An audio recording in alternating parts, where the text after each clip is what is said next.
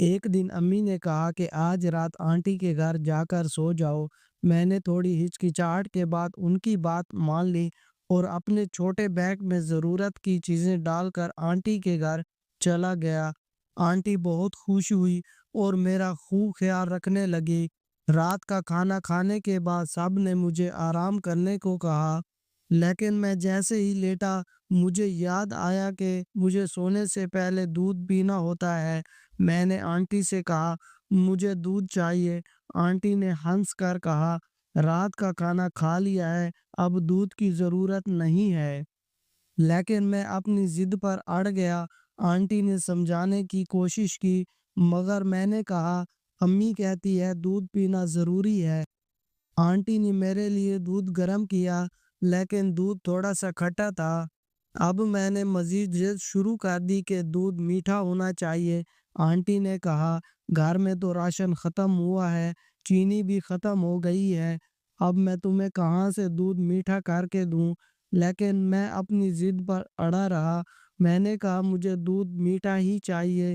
بس پھر میرے قریب آئی اور مجھے کہنے لگی، ایک کام کرتے ہیں، تم میرے ساتھ لیٹ جاؤ، میں تمہیں رات کو مزے مزے کی کہانیاں سناؤں گی، اس طرح تمہاری دودھ والی ضد بھی ختم ہو جائے گی اور کہانی سنتے سنتے تمہیں مزے کی نیند آئے گی۔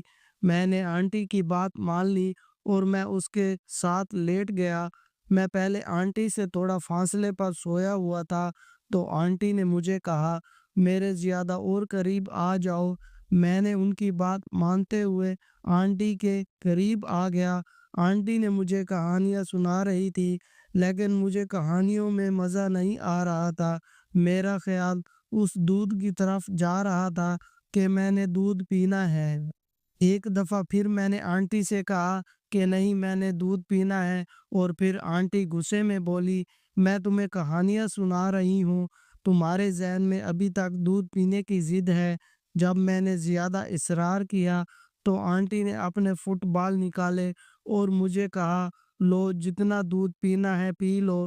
تھوڑی دیر کے لیے تو میں پریشان ہوا اور میں خاموش ہو گیا۔ آنٹی نے کہا، اب کیا ہوا؟ دودھ کی ضد لگا رہے تھے تو پی لو، جتنا دودھ پینا ہے پی لو۔ اور میں نے بھی ہمت کر کے آہستہ آہستہ دودھ والی جگہ کو منہ لگانے لگا۔ میرے ایسا کرنے سے آنٹی بہت گرم ہو گئی اور مجھے کہنے لگی، تمہارے دودھ پینے سے مجھے بھی بہت مزہ آ رہا ہے، اور مجھے اور زیادہ قریب آنے کو کہا، اور مجھے بھی بہت مزہ آ رہا تھا۔ میں بھی اس کے بالکل قریب ہو گیا، اور پھر آنٹی نے مجھے کہا کہ تم میری بلی پر بھی ہاتھ پھیرتے رہو، اور میں آنٹی کی بات مان کر اس کی بلی پر ہاتھ پھیرنے لگا تو آنٹی بہت ہی گہری سانسیں لینے لگی اور آہستہ آہستہ اپنا ہاتھ میرے طوطے کی طرف لے کر گئی اور اسے مسلنے لگی۔ اس کے ایسا کرنے سے میرے جسم میں عجیب سی کرنٹ سی لہر دوڑ گئی، اور کچھ ہی دیر بعد وہ کام ہو گیا جس کا کبھی سوچا بھی نہ تھا کہ ایسا بھی ہوگا۔